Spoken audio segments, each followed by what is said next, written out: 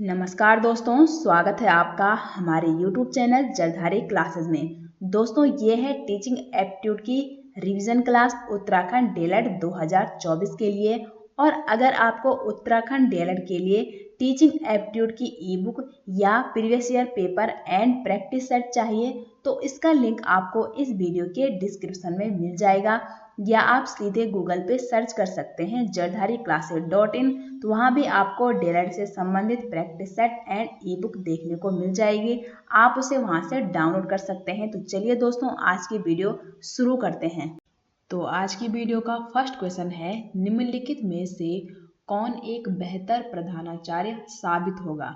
For example, आपके school में कुछ काम चल रहा है, ठीक है, और ये भी हो सकता है कि आपके जो स्टूडेंट हैं वो काम करने के लिए तैयार नहीं है और जो शिक्षक है वो भी काम करने के लिए तैयार नहीं हो सकते हैं।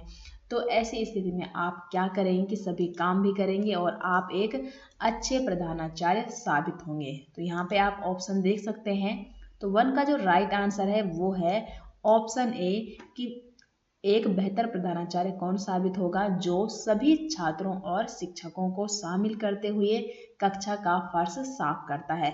उसने सबसे पहले क्या किया, खुद भी फर्श साफ करने के लिए वो रेडी हो गया, और अगर वो खुद साफ करेगा तो ऑब्वियस बात है कि उसके जो स्टूडेंट है और शिक्षक है वो उसको देख के प्रेरित होंगे और वो खुद साफ करने के लिए फर्श को तैयार हो जाएंगे। तो ऑप्शन ए यहाँ पे राइट होगा।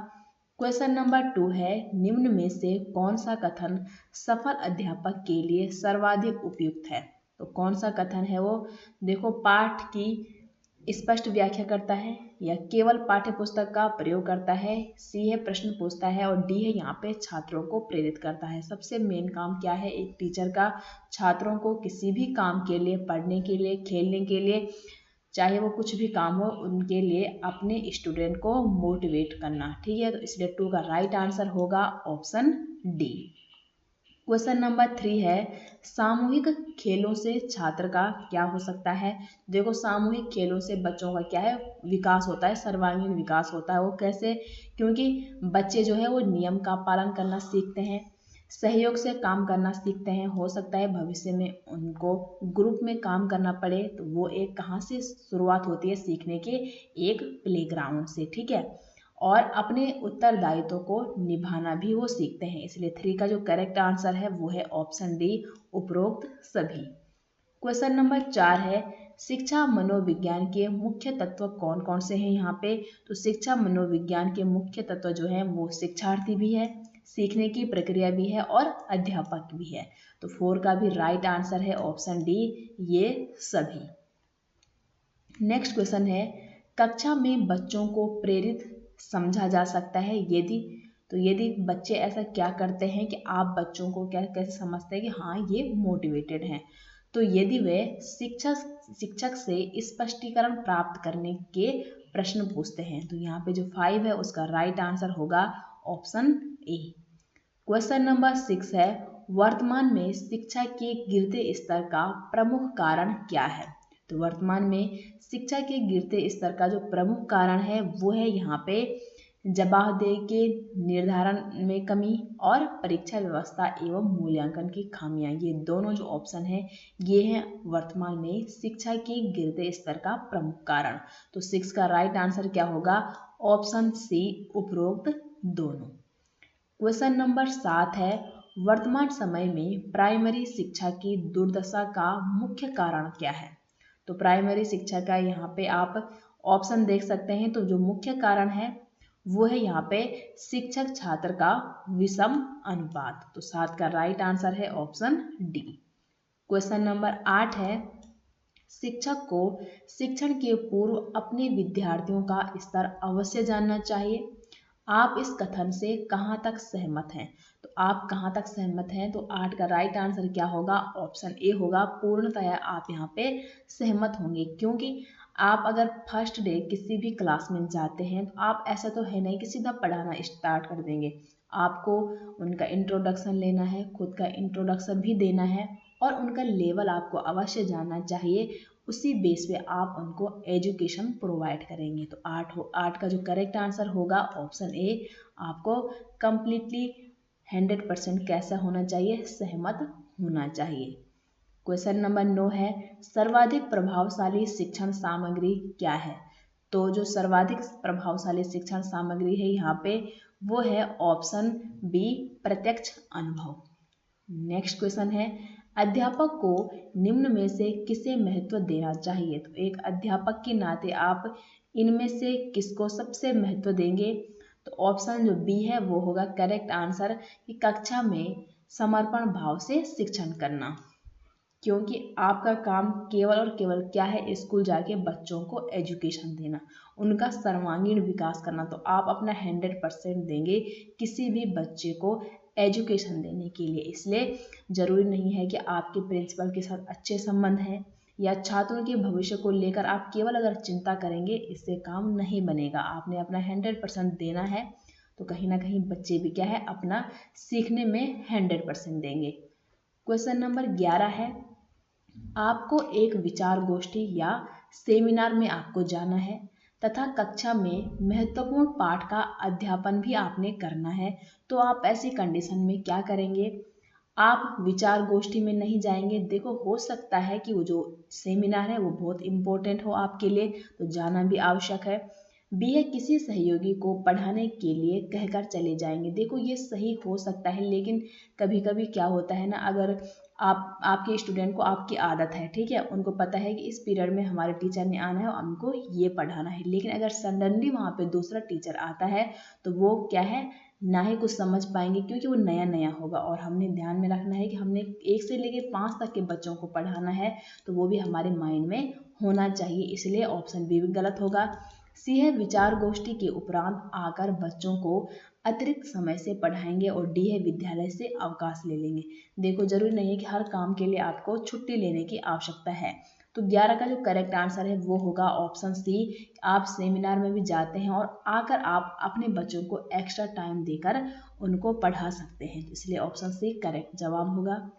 क्वेश्चन नंबर 12 है यहाँ पर विद्यालय के सभी कार्यक्रमों में भाग लेना चाहिए, क्योंकि इससे इससे क्या होता है, एक टीचर को भी अपने स्कूल के जितने भी फंक्शन होते हैं उनमें पार्टिसिपेट करना चाहिए और अपने स्टूडेंट को भी मोटिवेट करना चाहिए, क्योंकि इससे क्या होता है सीखने का अवसर मिलता है। बिल्कुल सही है, व्यक्तित्व का विकास होता है। क्योंकि अगर कोई भी बच्चा कक्षा 1 से उसको आदत है आगे मंच पे जाने की, स्पीच देने की, तो वो चाहे वो कितनी बड़ी क्लास में जाएगा वो क्या है डरेगा नहीं, वो फुल कॉन्फिडेंस से अपनी बात को रख पाएगा। इसलिए व्यक्तित्व का विकास भी होता है और आत्मविश्वास के विकास में सहायता मिलती है। तो इसलिए 12 का राइट आंसर है ऑप्शन डी, ये सभी। क्वेश्चन नंबर 13 है यदि विद्यालय का आकार बड़ा हो तो प्रधानाचार्य पर्यवेक्षण व प्रशासन संबंधी उत्तरदायित्व किसे सौंपते हैं। तो किसको सौंपते हैं, देखो सबसे जो मेन काम होता है वो होता है प्रिंसिपल का, उसके बाद सब काम की जिम्मेदारी होती है एक शिक्षक को। तो इसलिए 13 का राइट आंसर क्या है ऑप्शन बी। अगर फॉर एग्जांपल कभी कभी जो प्रिंसिपल है अगर छुट्टी में चले जाए तो फिर उसका कार्यभार किससे सौंपा जाता है, एक शिक्षक को ही सौंपा जाता है। इसलिए ऑप्शन बी यहाँ पे करेक्ट आंसर हो जाएगा।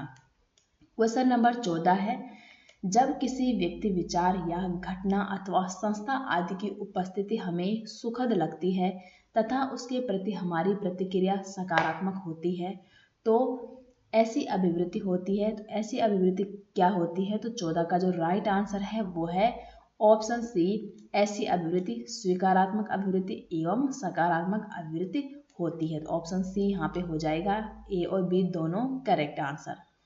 क्वेश्चन नंबर 15 है एक कक्षा में एक अच्छे अध्यापक द्वारा क्या पालन करना चाहिए। तो एक अच्छे अध्यापक के तौर पे आप क्लास में किस चीज़ का पालन करेंगे। तो 15 का करेक्ट आंसर क्या है यहाँ पे ऑप्शन डी है कि तेज सीखने वालों को पढ़ाना हो गया, मध्य गति से सीखने वालों को भी आप पढ़ाएंगे, क्योंकि आपके लिए सभी बच्चे क्या है समान है। और जो इंटेलिजेंट होगा उसको भी आपने पढ़ाना है, ऐसा तो है नहीं कि वो आपसे भी ज़्यादा इंटेलिजेंट होगा, है ना। और जो मीडियम है उसको भी आपने पढ़ाना है, और जो थोड़ा लो कैटेगरी में भी है पढ़ने के लिए धीमी गति से जो सीखने वाला बच्चा है उसको भी आपने अपना 100% देना है। तो इसलिए ऑप्शन डी होगा यहाँ पे राइट आंसर। क्वेश्चन नंबर 16 है कक्षा के प्रति कमजोर छात्रों के लिए अध्यापक को क्या करना चाहिए। बहुत ज़रूरी नहीं है ना कि क्लास में सभी बच्चे इंटेलिजेंट हो या मीडियम हो, कोई इंटेलिजेंट होता है और कोई सामान्य होता है, तो कोई निम्न श्रेणी में भी आता है। तो 16 का राइट आंसर क्या होगा। अगर कक्षा में ऐसे बच्चे हैं जो थोड़ा कमज़ोर हैं तो उनके लिए आपको क्या करना चाहिए, तो आपको खाली समय में उनकी हेल्प करनी चाहिए। ठीक है, तो ऑप्शन ए यहाँ पे राइट आंसर हो जाएगा। क्वेश्चन नंबर 17 है, विकास का वही संबंध परिपक्वता से है जो उद्दीपन का किससे है, प्रतिक्रिया से है। ठीक है, 17 का राइट आंसर है ऑप्शन बी। क्वेश्चन नंबर 18 है, निम्नलिखित में से शिक्षण की विशेषता कौन सी है। तो शिक्षण की विशेषता यहाँ पे कौन कौन सी है, तो देखो शिक्षण एक गतिशील प्रक्रिया है, शिक्षण एक द्विध्रुवीय प्रक्रिया भी है और शिक्षण एक सामाजिक क्रिया भी है। तो 18 का राइट आंसर है ऑप्शन डी, उपरोक्त सभी। नेक्स्ट क्वेश्चन है क्वेश्चन नंबर 19, निम्न में से कौन सा कथन शैक्षिक संप्रेषण से संबंधित है। तो शैक्षिक संप्रेषण से यहाँ पे आप ऑप्शन देख सकते हैं, तो जो कथन ए बी सी ये तीनों क्या कथन है, शैक्षिक संप्रेषण से ये संबंधित हैं। तो 19 का भी सही आंसर है ऑप्शन डी, उपरोक्त सभी। क्वेश्चन नंबर 20 है, छात्रों में अनुशासन बनाए रखने के लिए एक शिक्षक की कौन सी भूमिका सराहनीय होती है। तो कौन सी भूमिका है वो, तो वो है यहाँ पे शिक्षक की कक्षा प्रबंधन की क्षमता। ठीक है, ऑप्शन डी होगा 20 का सही आंसर। क्वेश्चन नंबर 21 है, इस समय शिक्षा का विषय क्या है। तो शिक्षा का जो विषय है वो इस समय क्या है, तो 21 का सही आंसर है ऑप्शन डी, समवर्ती सूची में है शिक्षा का विषय। ठीक है, क्वेश्चन नंबर 22 है, जो छात्र कक्षा में निरंतर प्रश्न पूछते रहते हैं उन्हें क्या करना चाहिए, आपको उनके साथ दंडित किया जाना चाहिए, नहीं। अगर कोई क्वेश्चन पूछ रहे हैं वो अच्छी बात है ना, तो आप उनको दंड तो बिल्कुल नहीं दे सकते हैं। बी है, उन्हें कक्षा के वाद विवाद में भाग लेने में प्रोत्साहित किया जाना चाहिए। सी है, उन्हें लगातार प्रश्न पूछने के लिए प्रोत्साहित किया जाना चाहिए। और डी है, यहाँ पे प्रश्नों का उत्तर स्वयं ढूंढने के लिए प्रोत्साहित किया जाना चाहिए। तो 22 का जो करेक्ट आंसर है वो है यहाँ पे ऑप्शन सी। क्वेश्चन नंबर 23 है, प्रोजेक्टिव तकनीकी का उपयोग किसके मापन के लिए किया जाता है। तो जो प्रोजेक्टिव टेक्निक है उसका यूज हम किसके लिए करते हैं। तो 23 के आप ऑप्शन देख सकते हैं और करेक्ट आंसर क्या है वो आप कमेंट बॉक्स में बता सकते हैं। तो यहाँ पे करेक्ट आंसर है इसका ऑप्शन सी, कि व्यक्ति की प्रमुख भावनाएं, संघर्ष, आवश्यकताएं जो सामान्यतः व्यक्ति द्वारा दबाई जाती है और अवचेतन मन में संग्रहित होती है, इसका मापन करते हैं हम किस माध्यम से, प्रोजेक्टिव तकनीक के माध्यम से। ठीक है, क्वेश्चन नंबर 24 है, शिक्षक नियुक्त होने के बाद भी शिक्षकों को प्रशिक्षण यानी कि ट्रेनिंग की आवश्यकता होती है, क्योंकि इससे क्या होता है, तो इस प्रकार के कार्यक्रमों में आयोजित होने से शिक्षक का बौद्धिक विकास होता है। अब ऐसा नहीं है कि कोई जो टीचर है वो टीचर बन गया है तो अब उसने पढ़ना नहीं है, नहीं। जिस प्रकार हम बच्चों को डेली पढ़ने के लिए प्रेरित करते हैं उसी प्रकार शिक्षकों को भी डेली पढ़ना चाहिए, तभी क्या होता है, शिक्षकों की भी टाइम पे ट्रेनिंग होती है, क्योंकि जिस शिक्षकों के भी शिक्षक होते हैं जो उनको टाइम पे गाइड करते हैं और उनको ट्रेनिंग देते हैं, तभी जाके वो अपने बच्चों का भी बौद्धिक विकास कर पाएंगे। तो ऑप्शन ए यहाँ पे 24 का सही आंसर होगा। क्वेश्चन नंबर 25 है, सभी छात्र गृह कार्य करने में रुचि ले सकें, इसके लिए आवश्यक है कि गृह कार्य कैसा होना चाहिए। तो अगर छात्र तभी उसमें रुचि लेंगे गृह कार्य करने में जब छात्रों की योग्यता के अनुसार आप उन्हें गृह कार्य देंगे। ऐसा नहीं कि आप उनमें इतना बर्डन डाल रहे हैं कि वो घर में जाके बहुत क्या हो जाएंगे, हतोत्साहित हो जाएंगे, आखिर में मैं इतना होमवर्क करूंगा कब। इसलिए उनकी योग्यता और रुचि के अनुसार ही आपको होमवर्क भी देना चाहिए। क्वेश्चन नंबर 26 है, बच्चों के समाजीकरण में शिक्षक की भूमिका होती है। तो बच्चों के समाजीकरण में एक शिक्षक की कैसे भूमिका होती है, तो 26 का सही आंसर है यहाँ पे उनका बौद्धिक विकास करना। ठीक है, एक शिक्षक की भूमिका उनके समाजीकरण में कैसी होती है, जब उनका बौद्धिक विकास कौन करेगा, एक टीचर करेगा, और उनका बौद्धिक विकास होगा तब जाके उनका समाजीकरण भी अच्छे से होगा। नेक्स्ट क्वेश्चन है, जो बच्चे शिक्षक के प्रश्न का उत्तर देने के लिए हाथ उठाते हैं तो वो कैसे होते हैं? ए है उनके उत्तर प्रायः सही होते हैं, या उनके उत्तर प्रायः सही नहीं होते हैं। अब देखो, जरूरी नहीं है जो बार बार हाथ खड़ा करता है किसी भी क्वेश्चन का आंसर देने के लिए, जरूरी ये नहीं है कि उसका 100% हमेशा आंसर सही हो। तो यहाँ पे जो राइट आंसर है 27 का, वो क्या है? ऑप्शन डी, कि उनके उत्तर सही भी हो सकते हैं और गलत भी हो सकते हैं, 50-50 हो सकता है। क्वेश्चन नंबर 28 है, छात्रों को मूल्यों की शिक्षा देना आवश्यक है क्योंकि इससे क्या होता है? तो 28 का करेक्ट आंसर क्या है यहाँ पे?